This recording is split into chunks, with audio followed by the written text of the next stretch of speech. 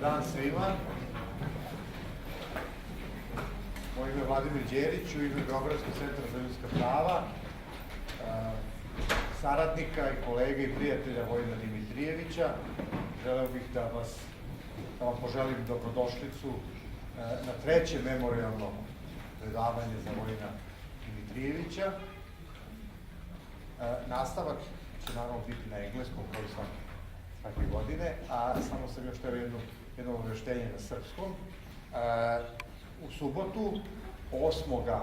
oktobra, u Centru za kulturnu dekontaminaciju, biće predstavljeno novo, ili kako kažem, reizdanje knjige Strahovlada Vojina Dimitrijevića, koji izdaje koliko shvatam Peščanik, koji je i na engleskom, znači to je prevod na engleski i na srpskom jeziku, i tom prilikom biće održana tribina na kojoj će učestvovati gospođa Vesna Pešić, Vesna Rakić-Vodinelić, Dejan Ilić, profesor Marko Milanović i možda još nekom. U svakom slučaju biće zanimljivo. And now moving back to the memorial lecture. As I said, this is the third memorial lecture for Vojin Dimitrijević, which is organized by the Belgrade Center for Human Rights and by Vojin's friends and collaborators. This is also done in cooperation with the European Society of International Law, and the lecture will also be available at the website both of the Belgrade Center for Human Rights and of the European Society of International Law. And let me once more greet you, this time in English, and express my welcome and appreciation that you have come to this lecture today. This is the third in a series of annual lectures. The idea was to have a lecture by the leading scholars in the fields in which Vojin was publishing and writing, and which were the fields of his lifelong interest, and that is human rights protection, international law, and international relations.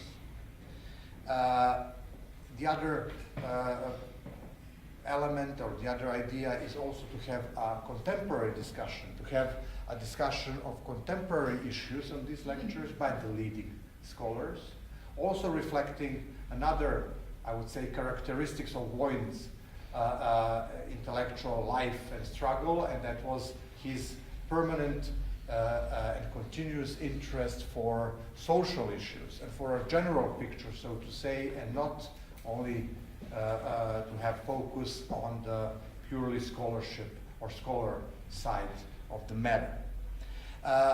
Before, we had two lectures.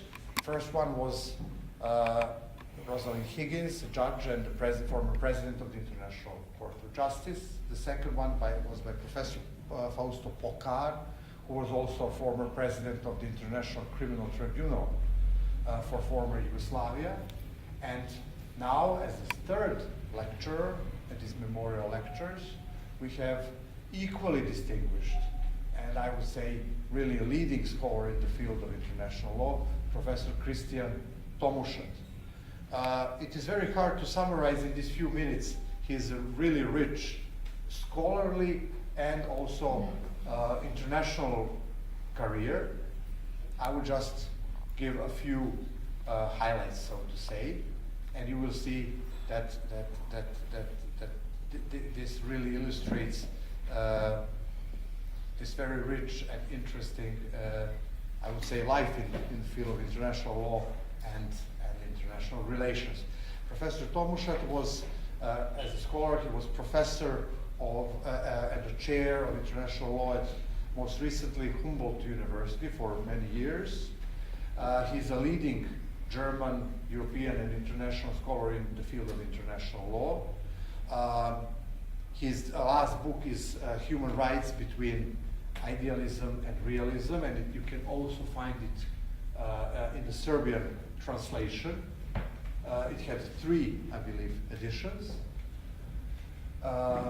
He published extensively, and I'm not going to go through all the publications, but I would like also to say that apart from his many scholarly articles and many books, he also participated in two major contributions of German scholarship to the scholarship of international law. One is the commentary of the UN Charter, which was first, I believe, published in German and then in English. And the second one is a major commentary on the Statute of the International Court of Justice, which is really a leading, or perhaps the only so comprehensive treatise in the field. As a scholar, as an expert, Professor Tomuschat was a member of the International Law Commission. He is also a member of the Institut de Droit International. So also in his international career, he was a member of the first composition of the Human Rights Committee, and he was a member for many, many years. Later on, he served at various international expert missions, and I would mention just two of them, which I think also have some importance for Serbia as a post-war society. He was chairing or was a rapporteur related to conflict in Guatemala and human rights violations in Guatemala, and most that was in the 90s, and most recently Professor Tomuschat was a member of one expert mission which dealt with human rights and international humanitarian law violations in Gaza, where he was also appointed by the United Nations. He served on many panels, on many courts. He argued before the International Court of Justice, European Court of Human Rights, etc. So this is really an experience that comprehensively covers almost the entire field of international law and international relations. Today, Professor Tomuschat will give his presentation, give his talk on the topic of Syria and the challenge to the international system and human rights protection. And I believe that both Professor Tomuschat as a leading scholar and this very, very acute topic really fulfill what we intended to have with these memorial lectures in honor of Professor Vojin Dimitrijević.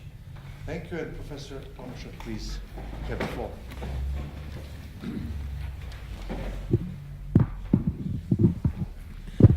Thank you very much for your kind words.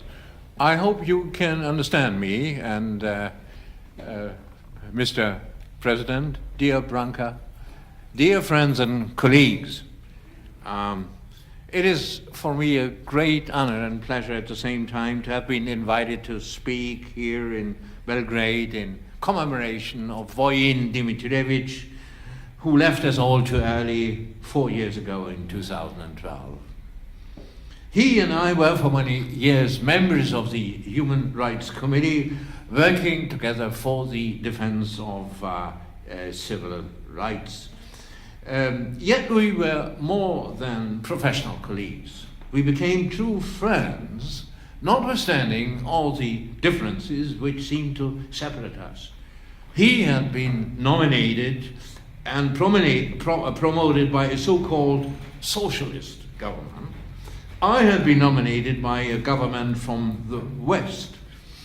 But Vojin could not be classified as a lawyer advocating socialist positions. He knew the socialist system perfectly well from his own personal experience, having become aware of its deficiencies and weaknesses, which was indeed not too difficult.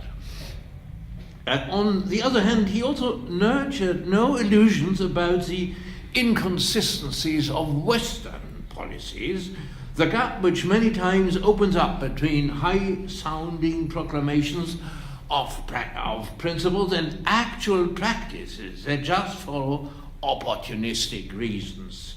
One of the thoughts he used to tell more than once was that socialist states had failed to fulfill their welfare promises, while the West had many times betrayed its values by supporting the most brutal dictatorships when it fitted its strategic interests. Thus, moving on some kind of middle ground, he could not be a soldier of the socialist ideology. Yet, in spite of his clear-sightedness, he was no cynic. He was a true defender of human rights, believing especially in freedom of thought and freedom of expression. His voice was essential for the Human Rights Committee as a whole. When he spoke, people listened. They knew what he said was relevant and consistently to the point of the problems we were discussing. I chose the topic I'm going to speak today when the current armed conflict in Syria had not yet attained the degree of brutality it has reached these days, when even a convoy designed to carry humanitarian aid to traumatized civilian population was deliberately hit by aircraft throwing bombs and grenades without any regard for the victims, people discharging a humanitarian mission. And when the last hospital operating in the zone controlled by the rebels was destroyed with evil premeditation. No doubt that atrocious war crimes were committed following up on weeks and months of similar crimes. Can one still speak of human rights in a situation where any kind of respect for human life and dignity has been thrown overboard? One may evaluate the present constellation in two ways. Cynics will be inclined to say, those who under such circumstances dare to mention the lofty principles of human solidarity are just hopeless fools. Let us turn away from any moral principles and accept that eventually everything boils down to realpolitik. Mankind does not progress. It remains stuck in primitive power games. Yet such resignation would be fatal. It would lead us further down a slippery road. Let us rather follow Sisyphus and try against all odds to stand up against the evil that threatens to overwhelm us. Paradise is lost. It will never come back. But we should never lose hope. Relying on our strengths and stubbornness as human beings, a system for the protection of human rights was artfully constructed in the aftermath of World War II. Has it stood the test of time? The armed conflict in Syria puts it to a rough ride day by day. It is a matter of common knowledge, and I'm saying trivial things, that human rights were born as a discipline of international law after the horrors of the Nazi regime that unleashed World War II. All of us Europeans suffered during that crazy and criminal war, people in the former Yugoslavia being hit atrociously before the war machine set into motion by Germany came back and hit its authors with deadly force as well. Those who conceived of the New World Organization, the United Nations, after the failure of the League of Nations, were eager to prevent the recurrence of such a bloody conflict, at the base of which was lack of respect for the value and dignity of the human person. They wanted to make the world a better place. Therefore, they included in the purposes and principles of the UN, enunciated in Article 1.3, the promotion and encouragement of respect for human rights and fundamental freedoms for all, without distinction as to race, sex, language, or religion. This was an important step.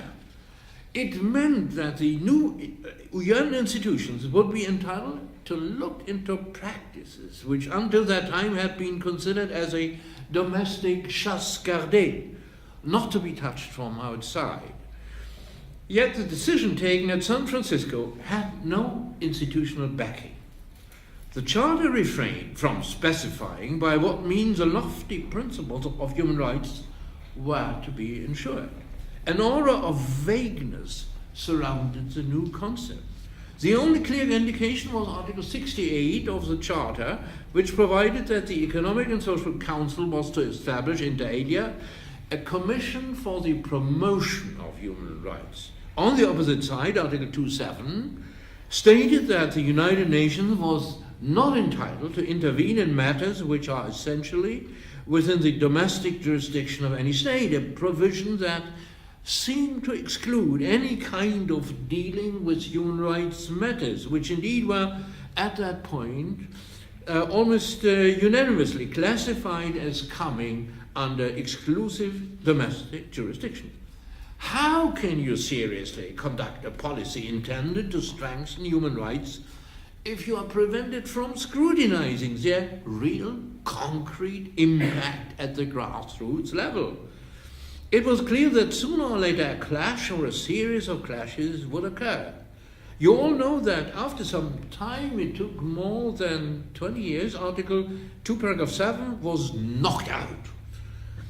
The adoption of the two international covenants on human rights in 1966 marked the transition to a new stage where human rights became a common treasure of mankind. Eventually, in 2005, the General Assembly proclaimed the famous responsibility to protect that clarified once and for all that human rights are more than abstract principles, that they must be transformed into a living reality on the ground under the supervision of the international community.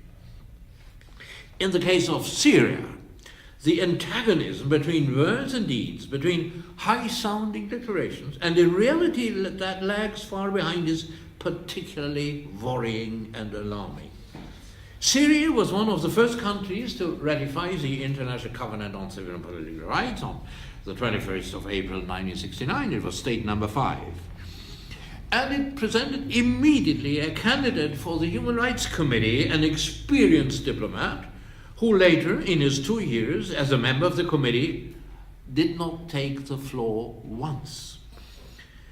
It then submitted, Syria, but somewhat hastily, its first report, consisting of just 1 page, where the government affirmed proudly that everything was nice and fine in its country. Obviously, a lot of naivete to avoid the word cover-up underlay its first steps within the framework of the covenant. The current situation in Syria looks bleak, as you all know. Through a merciless civil war, the country has been largely destroyed. Parts of Damascus and almost the entire city of Aleppo lie in ruins, not to speak of other towns and cities ravaged by the war. 3 weeks ago, a temporary interruption of hostilities seemed to bring some respite to the population that, deprived of food and water, finds itself at the brink of cruel starvation and total despair. Millions of persons have left the country as refugees. According to reliable sources, the numbers amount to almost 5 million people. Half of the population has been internally displaced. Syria is on top of the agenda of all UN institutions, but no end of the fighting is in sight. This is a serious test for the entire architecture of human rights mechanisms, as they have grown over the last decades. One can hardly imagine any greater suffering than what is described in the reports of the relevant UN bodies. Apparently, all the carefully designed mechanisms have failed.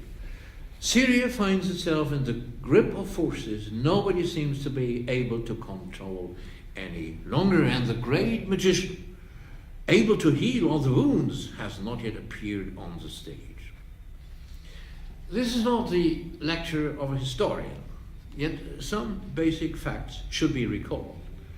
For decades, the political situation has been tense, in particular because of frictions between the different religious groups. But the current stream of violence is generally traced back to February and March 2011. First, limited protests broke out concerning issues such as rural poverty, corruption, freedom of expression, and the release of political prisoners.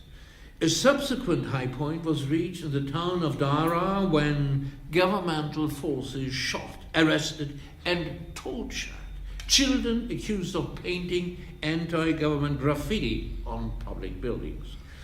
Since that time, the violence has continued almost unabated, interrupted only by short periods of hostility, of cessation of hostilities. Armed resistance groups emerged and soon established themselves in a considerable number of towns and cities in the north of the country. After a short while, the situation became even more complex by the influx of foreign fighters and the involvement of the so-called Islamic State that rapidly brought large swaths of Syrian territory under its control. On the part of the Syrian government, where President Assad seems to be the uncontested leader, the Russian Federation has assumed a supportive role.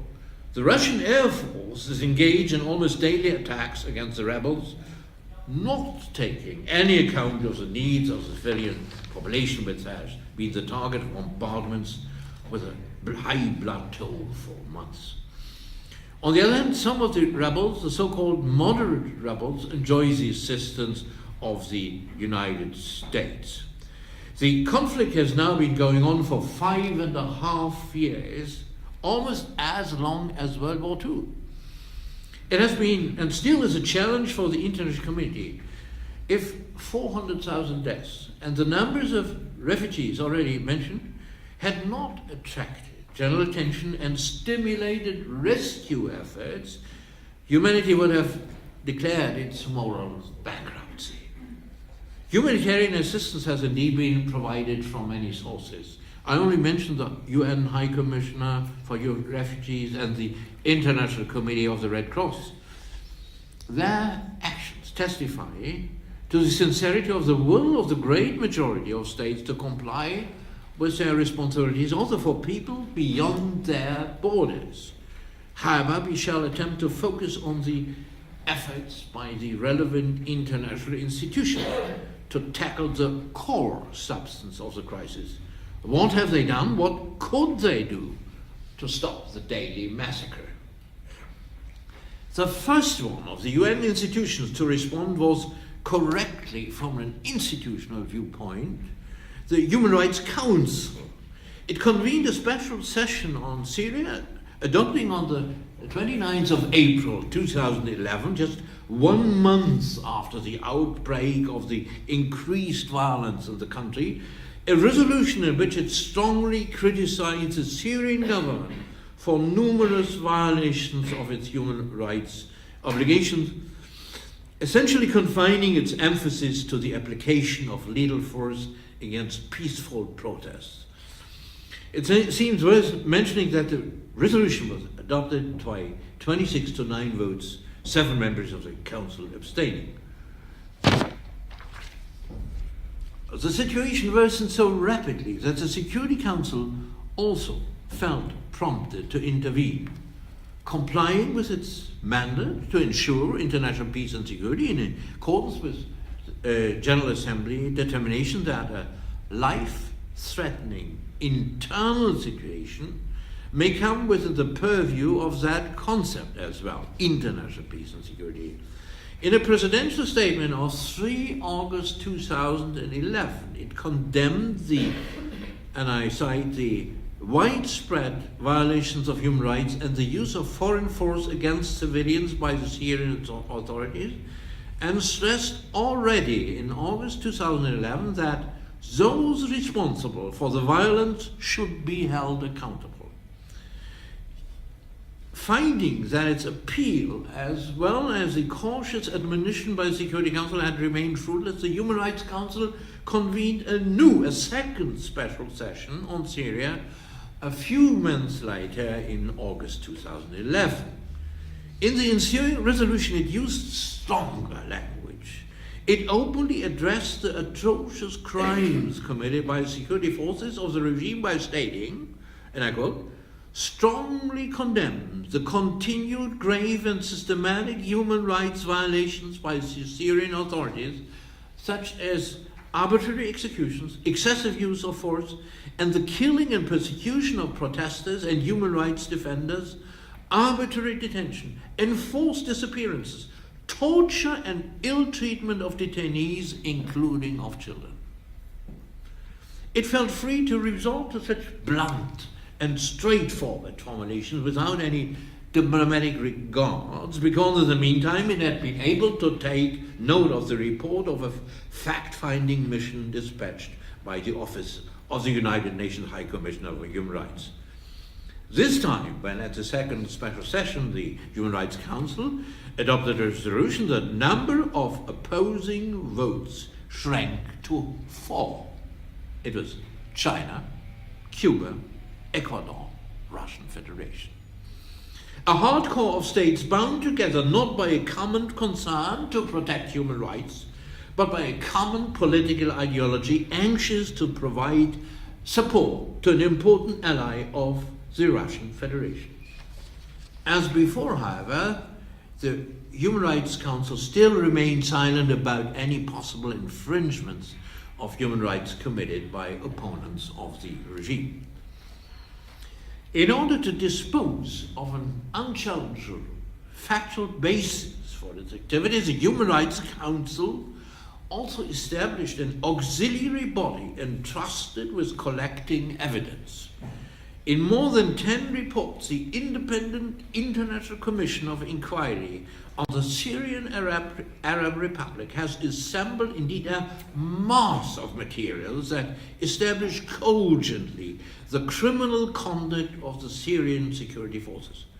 Going much beyond simple violations of the relevant rules on permissible conduct and civil war, those materials demonstrate that continuous and consistently war crimes and crimes against humanity have been committed.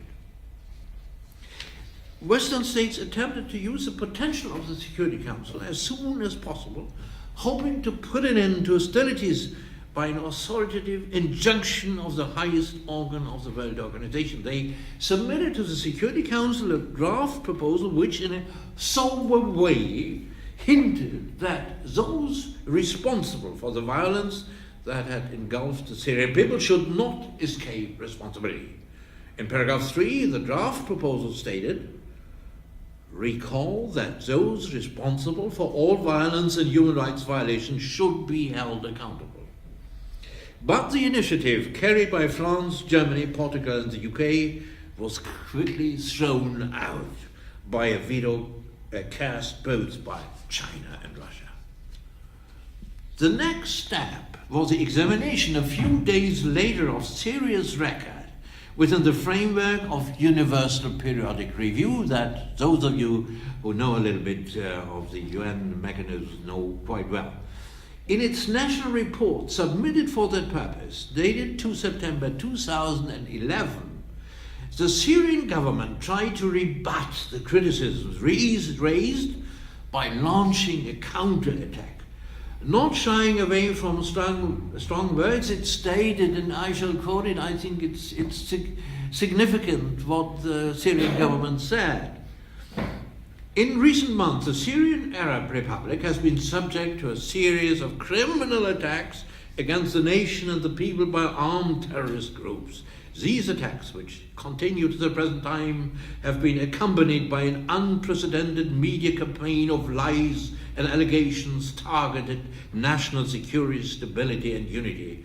The campaign has been supported by certain Western states that are bent on discrediting and weakening the Syrian Arab Republic and getting it to change its political position on the challenges facing the region. The groups involved have committed offenses against the Syrian people and acts of theft, murder, and vandalism. They have also exploited peaceful demonstrations in order to create anarchy, strike a blow at national unity, and destroy the social fabric of the nation. These groups have deliberately caused mayhem and murder and destroyed public and private property. They have stirred up religious and interconfessional strife and exploited legitimate, peaceful and orderly calls for reform emanating from members of the nation. In the ensuing discussion, which took place on 7 October 2011, Syria found backing for its position only by a small number of states, in particular, again, Cuba, Nicaragua, Russia, Bolivia, Ecuador, Venezuela, Democratic Republic of Korea.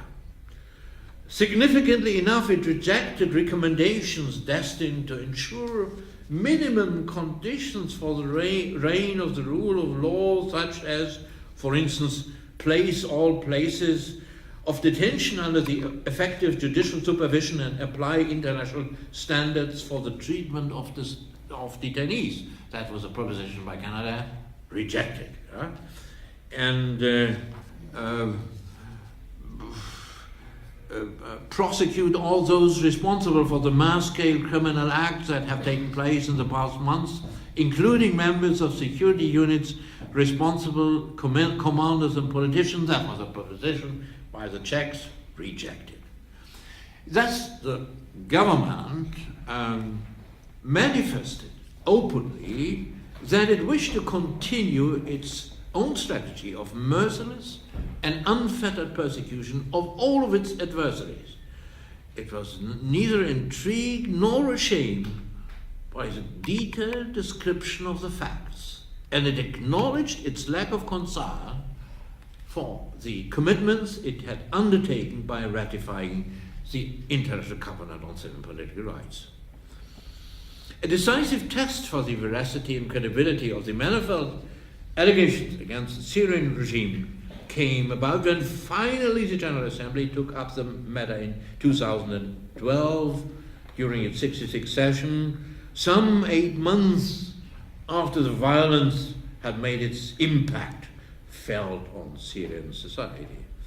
A group of sponsors had prepared a draft text more drastic than ever before. The General Assembly eventually stated in paragraph 1 of the operative part of its Resolution 66/176, strongly condemns the continued grave and systematic human rights violations by the Syrian authorities, such as arbitrary execution, excessive use of force, and the persecution and killing of protesters and human rights defenders, arbitrary detention, enforced disappearances, torture and ill treatment of detainees, including children, adopted by the General Assembly. This text was adopted by an overwhelming majority of 133 to 11 votes, with 43 abstentions. Indeed, if a government is accused of practicing torture against children, all alarm bells must ring.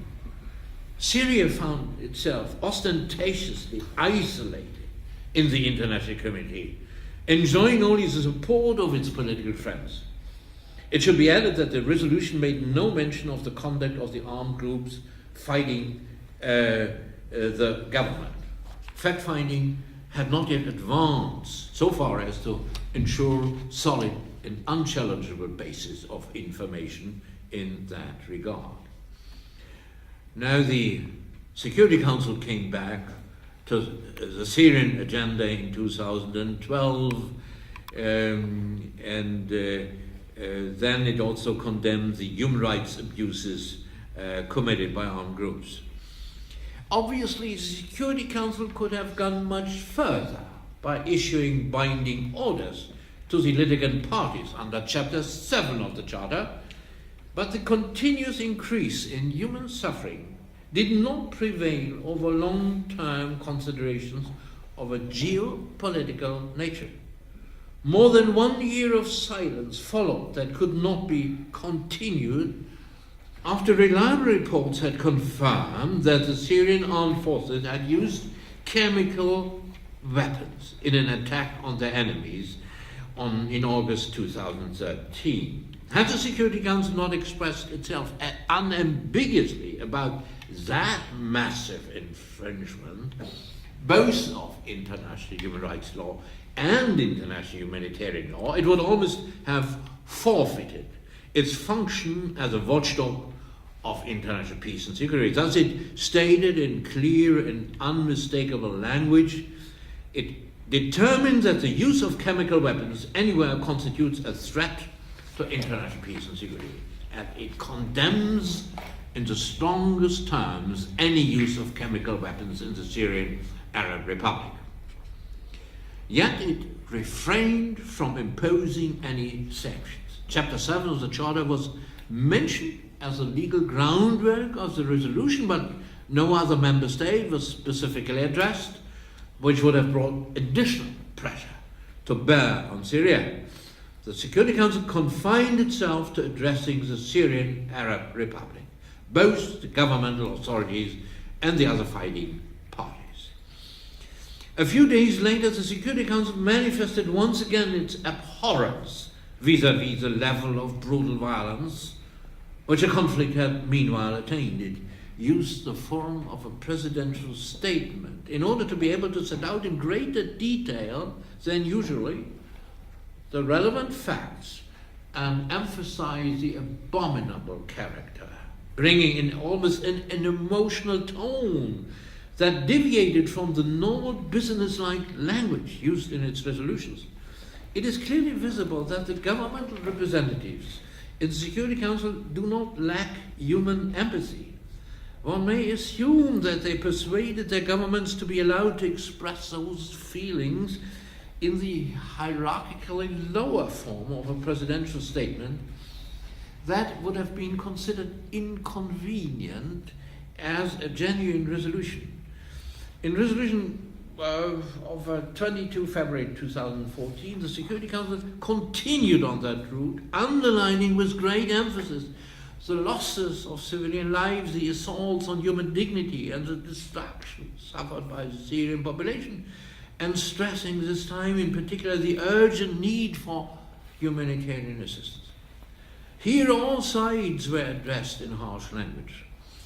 One may wonder why Russia accepted such a rude and undiplomatic tone vis-à-vis its ally. Our guess is that Russia started realizing that unconditional support for the barbaric acts of the security forces might at the same time inflict great damage to its already damaged reputation. It is significant, however, that that resolution was not based on Chapter 7. Furthermore, as already hinted, Russia has now, in September of this year, last month, renounced any semblance of decency by supporting its Syrian ally with regard to the worst war crimes on the ground. In the following year, the Security Council switched a couple of times to Chapter 7, but it refrained from imposing any sanctions, and it did not go any step further. It did not use Chapter 7 to impose sanctions on Syria. What can other UN organs do in order to put a halt to the fighting with its lethal consequences for the population? From the very outset, it would seem that in particular the expert bodies have been reduced to an onlooker's role in accompanying the conflict. In fact, this is the case. Syria was a difficult client for the Human Rights Committee from the very outset. Its first report had to be revised by bringing in at least some substantive elements, whereas the first version had just consisted of the reproduction of some of the key articles of the Constitution. Concerning its second periodic report, the Syrian government waited for no less than 23 years until 2000. In its concluding observation, the Human Rights Committee noted that the death penalty had an excessive scope of application, that it had been apprised of numerous extrajudicial executions and disappearances, of torture and mistreatment of inmates in prisons, and that the judiciary did not seem to enjoy any real independence. Apparently, those critical observations did not lead to any changes. When the Human Rights Committee had the opportunity to examine Syria's third periodic report in 2005, the same observations were formulated. The members of the Human Rights Committee must have had the impression that the Syrian authorities had not bothered to take any measures with a view to overcoming the deficits that had been identified.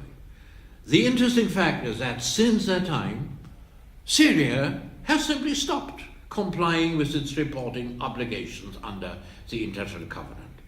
No new report has been received. The fourth periodic report was due in 2009, 7 years ago.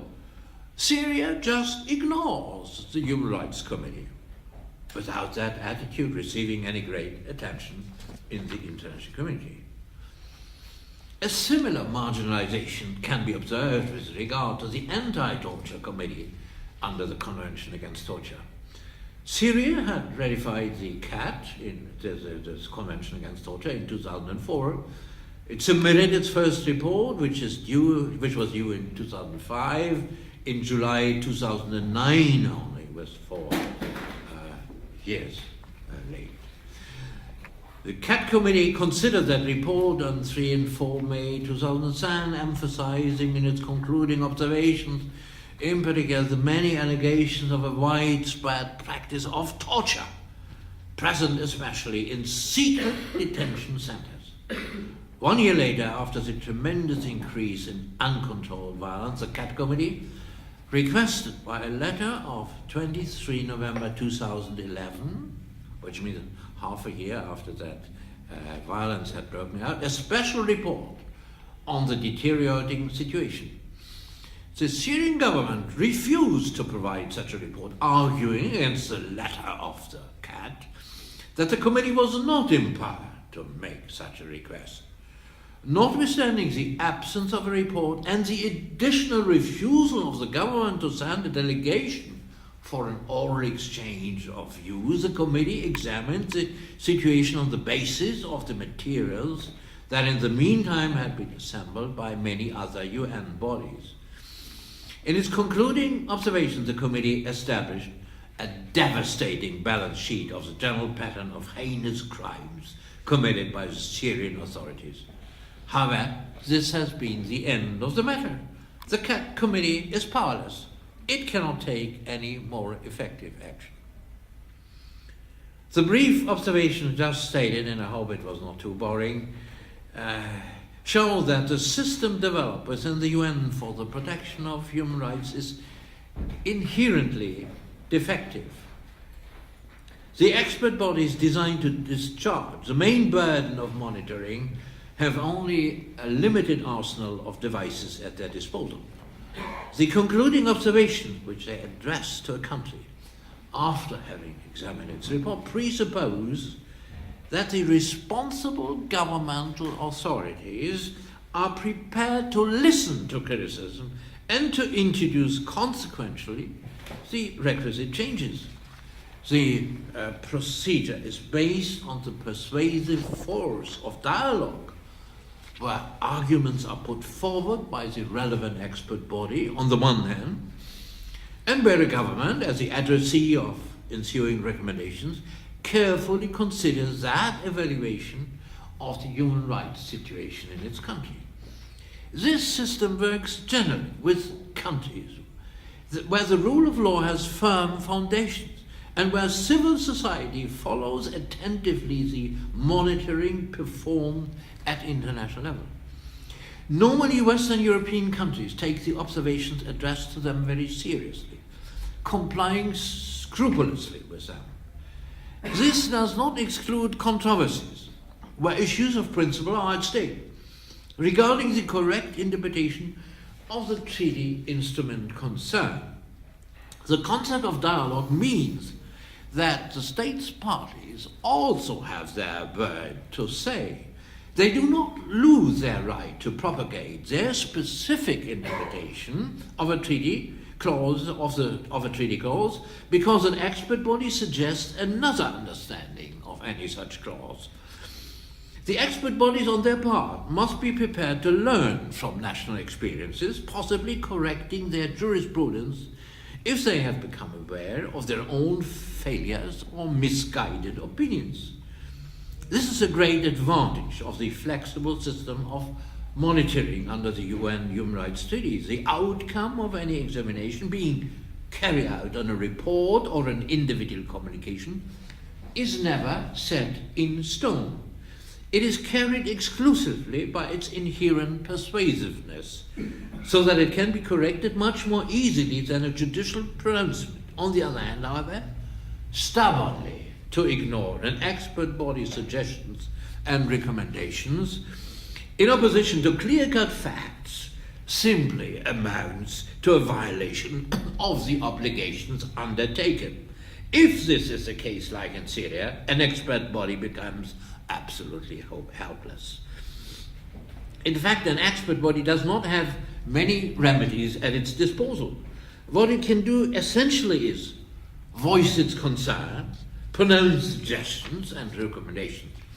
It may even request an additional report, which it does from time to time, as did the CAT committee regarding Syria.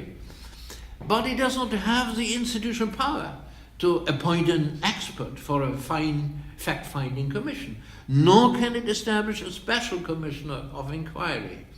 Where a state has refrained from submitting a report, it may even decide to examine the domestic situation prevailing in that country in the absence of a report and in the absence of a delegation that acts as a responsible interlocutor.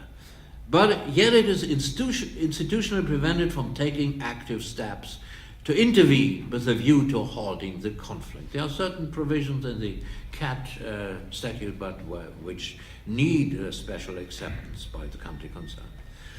In that regard, as shown above, the Human Rights Council has much better opportunities.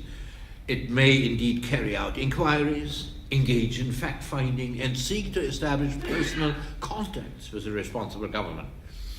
All these are advantages which a committee of experts entrusting with enforcing a given set of rules lacks by virtue of its limited mandate.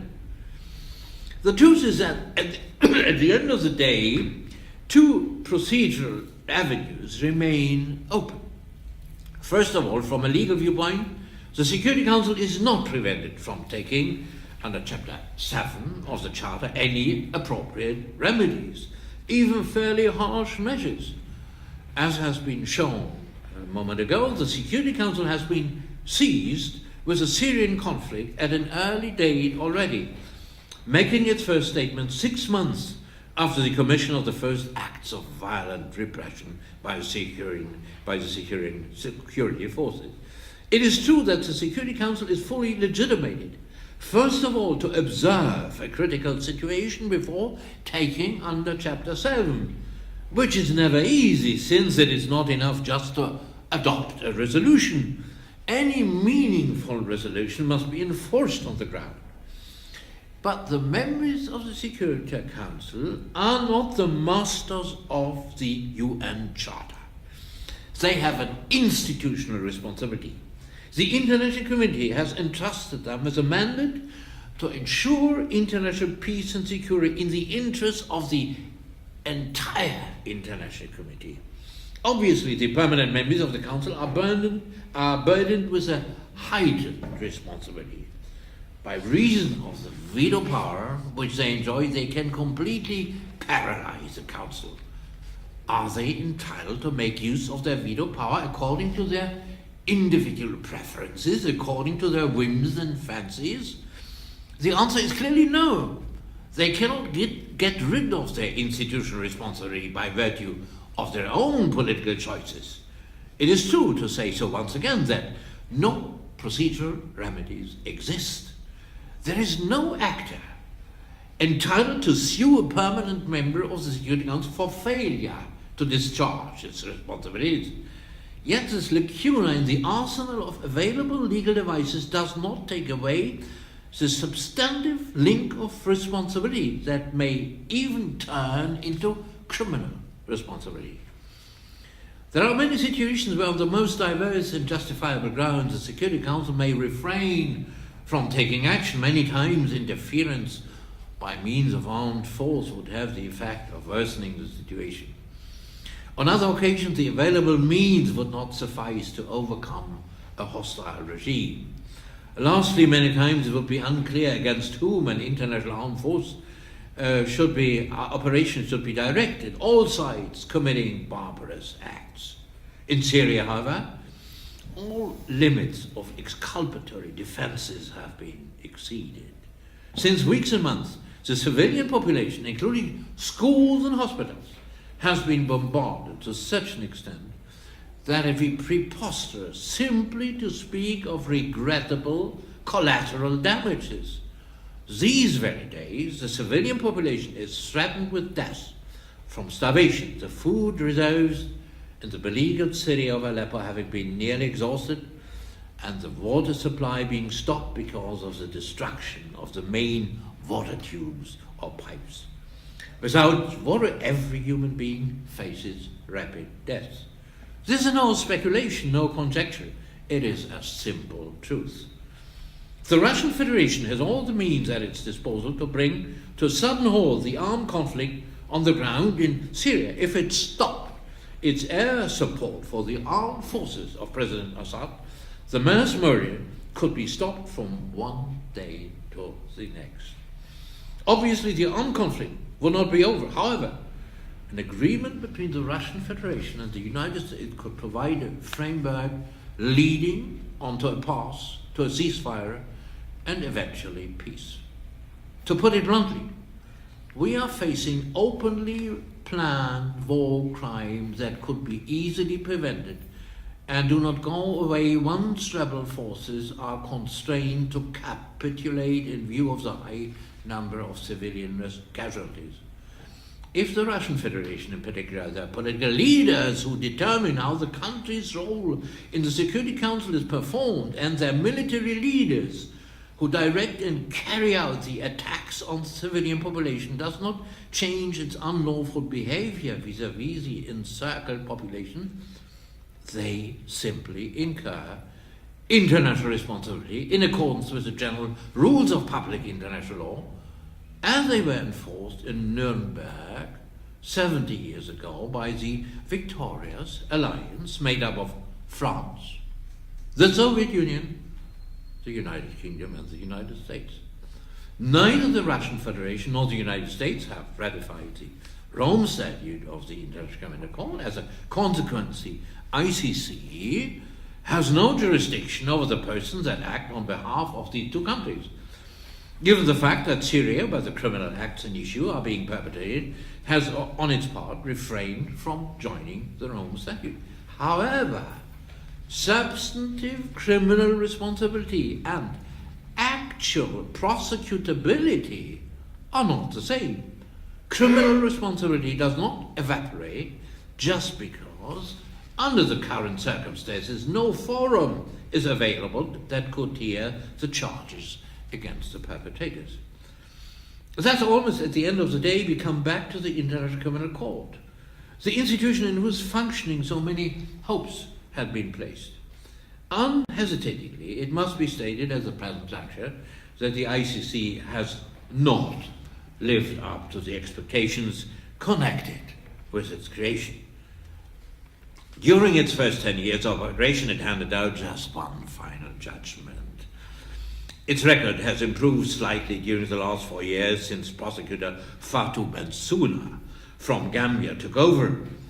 But the overall number of final judgments is still disappointingly low, remaining under the benchmark of 10. The recent sentencing of the Malian national Al-Kaki al-Mali may have improved that record of the court a little bit.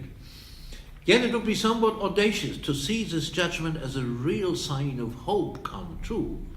The trial against the perpetrator lasted only 3 days. He had made a confession, thus the case was more or less uncontroversial. In particular, it had the blessing of the African world. The court, which had been many times criticized on account of its alleged anti-African attitude, was redeemed of those charges all of a sudden by posing as a defender of African values. To bring before the court those responsible for the mass crimes committed in Syria will be a much greater challenge. As already noted, Syria is is not a state party to the Rome Statute. On the other hand, any possible Russian responsibilities could only be entertained by the court if Russia itself agreed to submit the situation in Syria to the ICC, which probably will never happen. Therefore, is the prosecution of the crimes committed in Syria a matter to be left to domestic tribunals under the auspices of universal jurisdiction? In theory, this option exists for war crimes. Immunity is an obstacle that only high-ranking officials, like presidents or ministers of foreign affairs, can invoke to their benefit. Generally, no statute of limitation exists for war crimes. All those acting in support of the war crimes and crimes against humanity currently being perpetrated in Syria should be aware of the fact that they can be held to account under general international law. Not even the wide room of discretion granted to governments in taking decisions in the framework of the Security Council can, in legal terms, protect them from personal responsibility that one day may materialize as actual criminal responsibility. A first step of actual relevance could be the establishment of a documentation center that collects the names of all persons that act to participate in the air attacks against Syria, where basic rules of humanitarian law are being violated and which amount to war crimes and crimes against humanity. Thank you for your attention.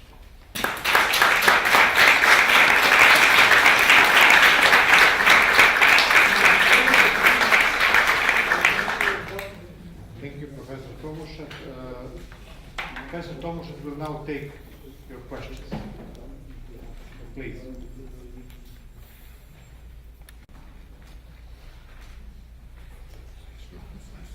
Please, could you state your name?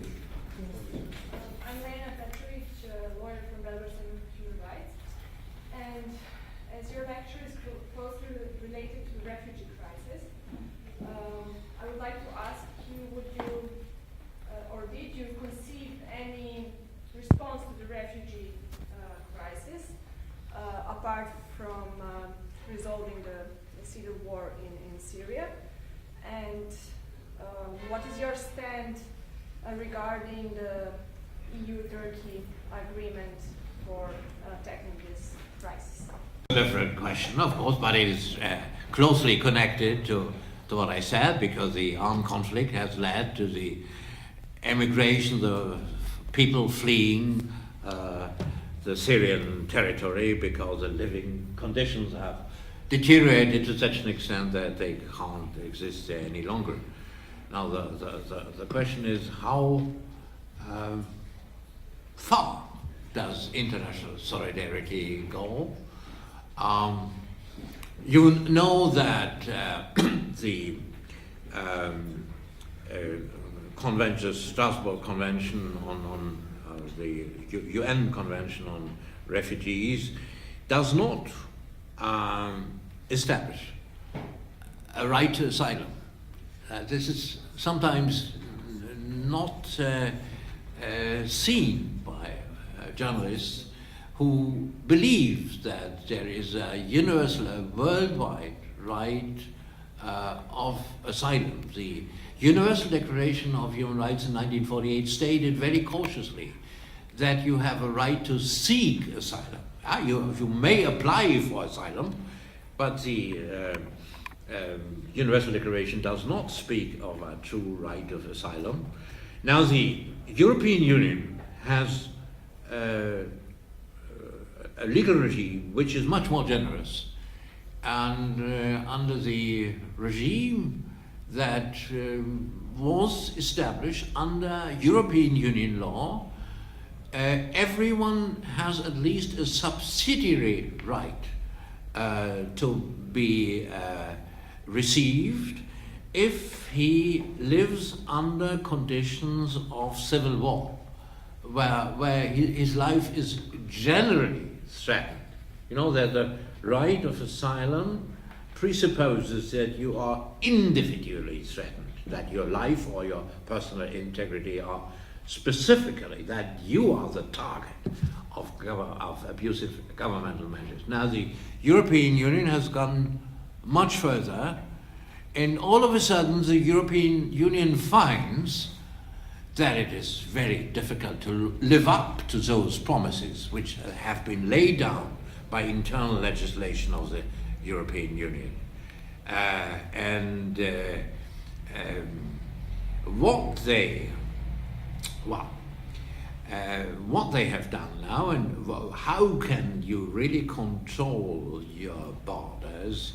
How can you prevent the influx of people? That seems now to be the main purpose of all the policies. How can we prevent people from coming to us? This is indeed, I think, inconsistent with the legislation which the European Union has enacted. And you know that our Chancellor, our German Chancellor, I'm not going to say my Chancellor, she's the German Chancellor, of course. She said in that famous speech, "Wir schaffen das," which was interpreted as a general invitation for refugees to come to Germany.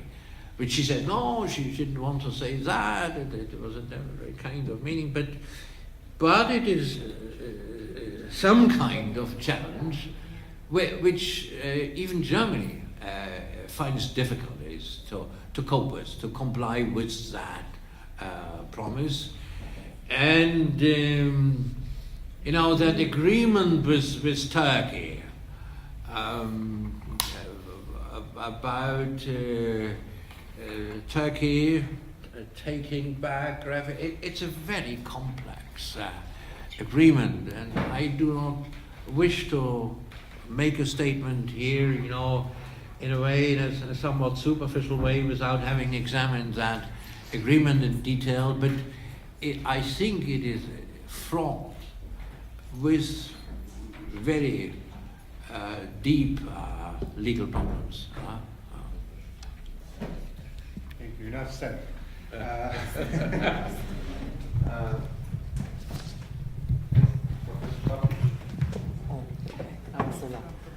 Hello, my name is Tatiana Papić and I'm from the Union University Law School. Thank you for your insightful presentation.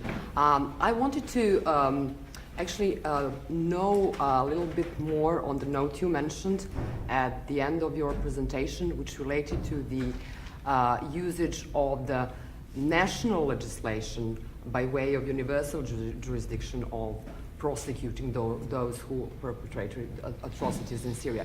So my question would be related to the practice in Germany. As far as I know, Germany is using its code on crimes against international law to prosecute certain low-ranking officers who participated in the conflict in Syria. So I would be interested to know if you have more information on that, whether the code is applied in respect to the territorial presence of an indictee in Germany, and how many cases are there related to the application of this code? Well, German tribunals have dealt with in the past with a number of cases from the Eastern Congo. There are a number of people who were convicted and sentenced. Afterwards, you know, then I think the authorities were inclined to send those cases to the ICC in order not to be burdened with all the complexities of such cases. These are enormous difficulties when you have to, for a national tribunal, you know, to hear a case, for instance, which happened somewhere in the Eastern Congo, to hear the witnesses. Do they then have to send to Germany to give oral testimony? Is that really reliable? You need a translation. It is also it's an enormous financial expenditure, no? And I don't know to what extent our ministers of justice in the different länder impart instructions to the prosecutors, well, to be very cautious in that regard, not to take up cases, where you find someone who allegedly has committed war crimes. But this is a legal position.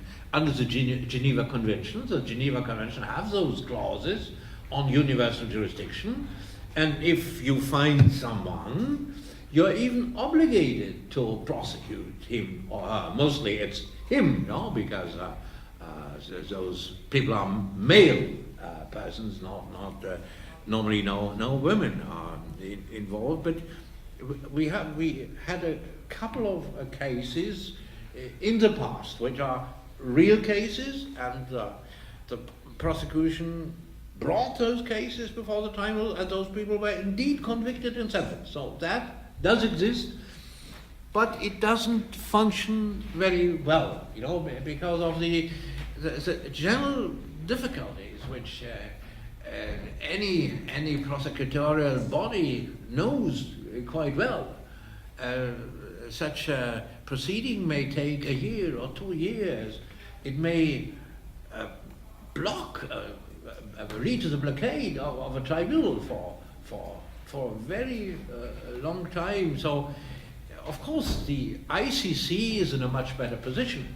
The ICC has a budget of $120 million per year, whereas a small tribunal somewhere, I don't know, in any German town, it could hardly deal with it.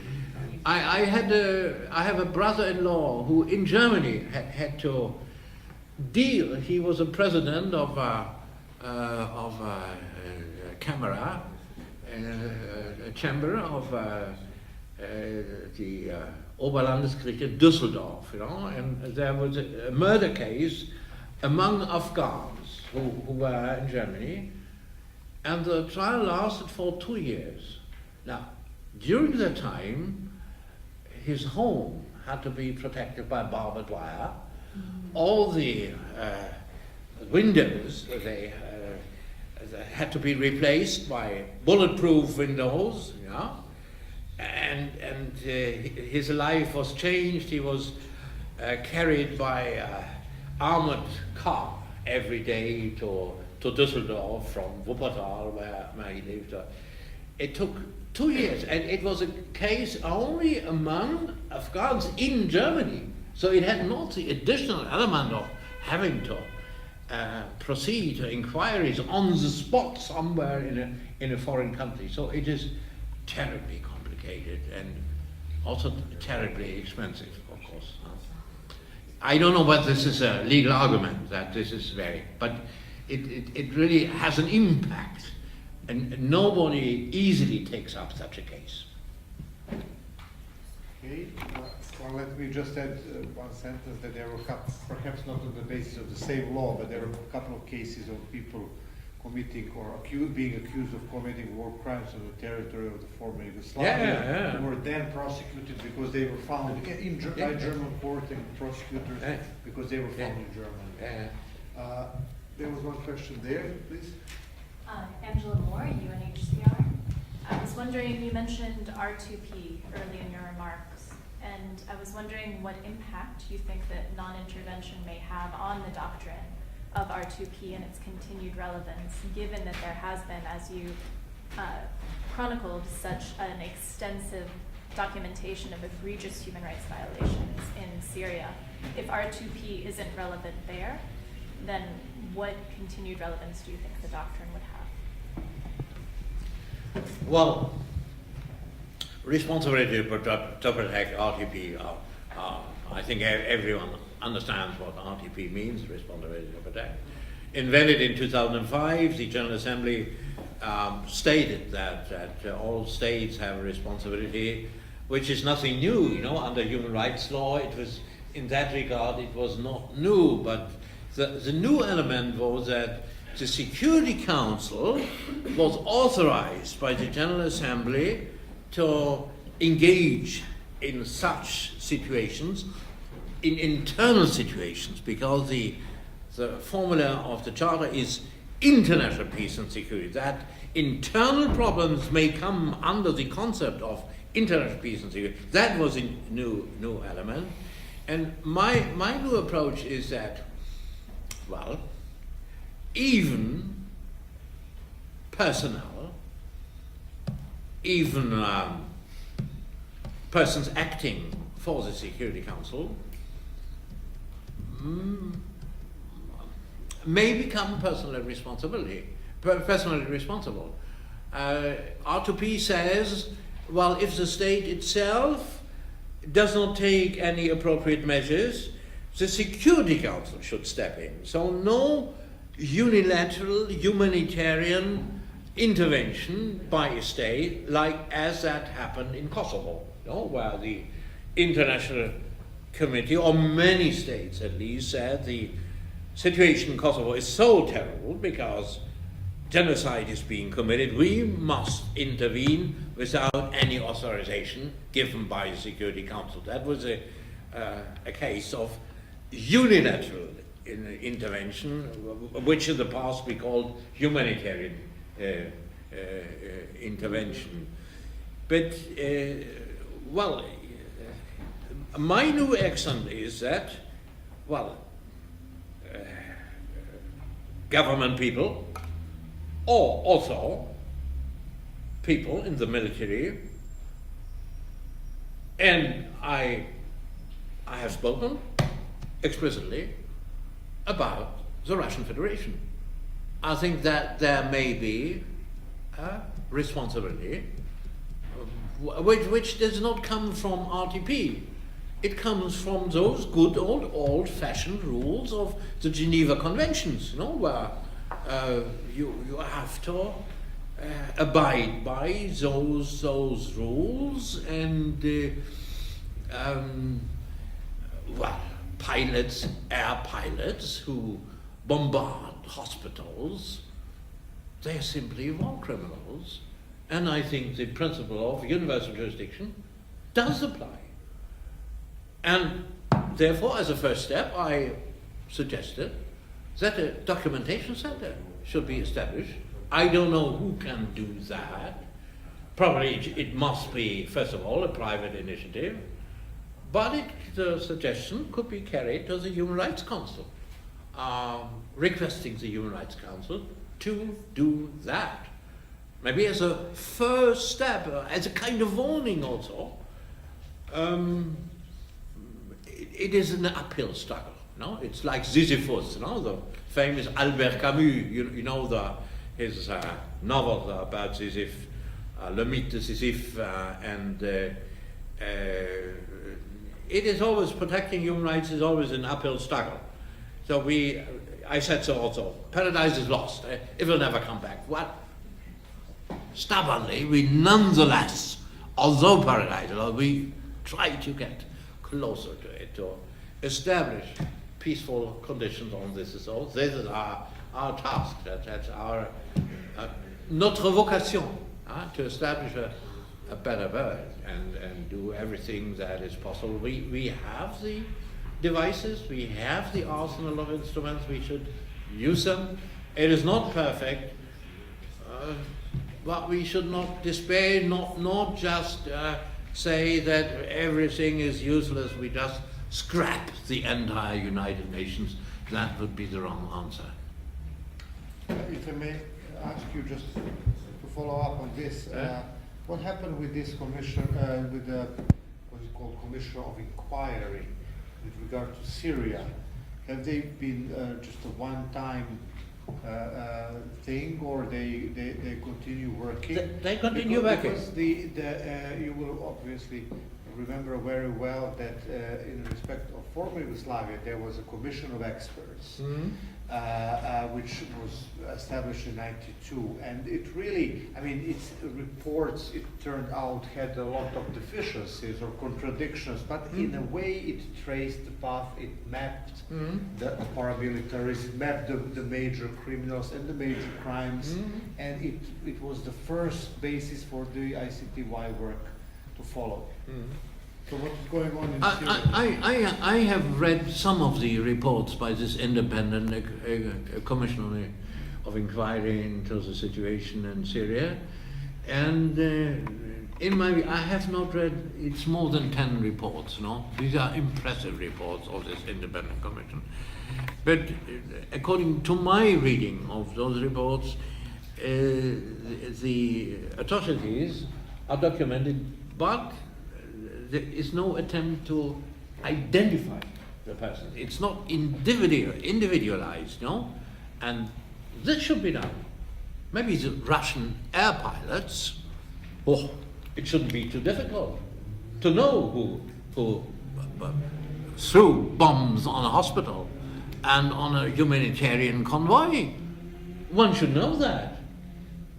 And it might have some impact. I think that a country which shows such rough conduct should meet with a rough answer. With a rough answer, it's a very soft answer if you say, well, we shall establish a documentation center with we shall take down the names of all those who are involved in that, so that at least we know who was involved.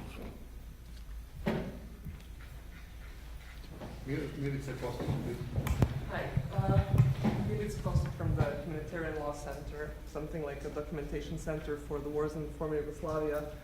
Maybe if we're finishing, to end on a hopeful note, there is an organization that you're talking about. It's called the Syria Justice and Accountability Center, which works like a hat organization, storing the documentation collected by people on the ground, and the idea is to really target individuals, and their whole work is focused on the moment when there will be some kind of local or international process. So that's all. Thank you. Thank you very much for that.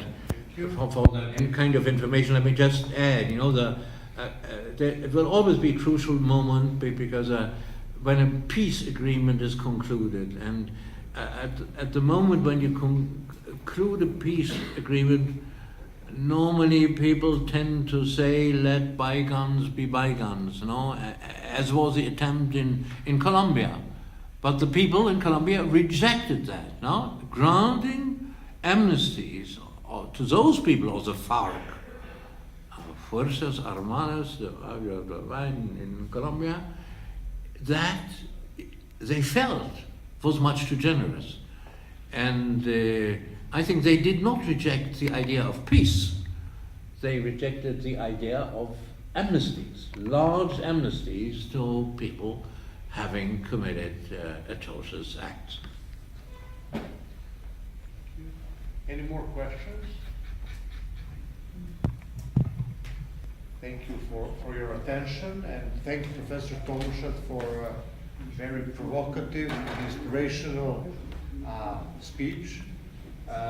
Many ideas, many controversies, and hopefully, you know, I think we from this region know how hard it is to have a war that seems to last forever, and that brings with it so many atrocities as the Syrian one is now. So I think that this kind of feeling is also familiar for the people here. And thank you very much once again for coming to Belgrade. Thank you very much.